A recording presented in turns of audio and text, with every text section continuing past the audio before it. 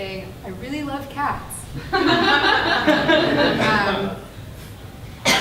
A week before my sister and I drowned our cat Twinkles in our Prada bag, we'd been buffed, plucked, and plopped on a hard wooden church bench.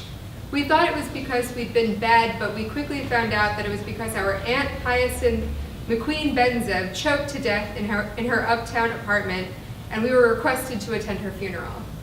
She died, I mean, and apparently when people in our family die, their things get distributed among the living rest, which was great for my sister and me because we didn't have many things before then. My sister and I had never even met Aunt Hyacinth, but we weren't about to turn down her legendary handbags. She was a handbag celebrity, not famous for anything but handbags. She always got invited to award shows like the Grammys and the Emmys, and we'd watch her on TV with some new handbag on her arm. Until then, we never knew that she knew our names, just some distant relative on her half-brother's side. It didn't seem real that she was our aunt either. We'd only seen her on TV and then in the open casket. She only took one handbag to the grave, the Hermes Birkin, which my sister and I found out was the queen of all handbags. She was dressed in her finest clothes and jewelry, hair and makeup done up like the model she always wanted to be, and her gnarled, dead fingers wrapped like tree roots around the leather Birkin strap. Designers wept over her open casket, but I couldn't tell if it was because they'd miss her or because such a beautiful bag was going to spend the rest of eternity underground getting munched on by maggots. The only bags my sister and I were used to using were plastic grocery bags or canvas school bags. The idea of having bags only for ladies' items thrilled us, though we had no ladies' items of which to speak.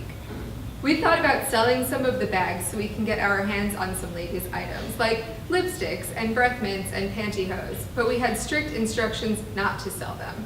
We never officially knew how much money we'd be able to get for the handbags, but the papers said it was probably around $1 million or so. It was a shame. We really could have used $1 million or so. Instead, we went around dressed in rags, carrying Chanel, Prada, and Louis Vuitton on our arms. The crazy thing was that even though we were still dirty little things, wearing shoes passed down from our two big cousins, people looked at us, and not in a bad way. Big, shiny people with bags like ours nodded their heads and waggled their eyebrows at us. They thought our raggedy clothes were on purpose. They had no idea that my sister's Prada had our cat Twinkle's carcass inside it. But they wouldn't know because after we drowned her accidentally, of course, we drained all the water from the bag, dried it out in the sun in Sheep's Meadow, and wrapped the little kitty body in plastic bags so it wouldn't smell. That's how our mom used to bring her tuna fish sandwiches to work, all wrapped up in tinfoil and plastic. We were going to throw her out, but then my sister would have nothing to put in her bag. My Chanel didn't have any dead things in it, just some street cart hot pretzels that my sister and I shared while walking down Fifth Avenue on our mission to acquire ladies' items for our handbags. Thank you.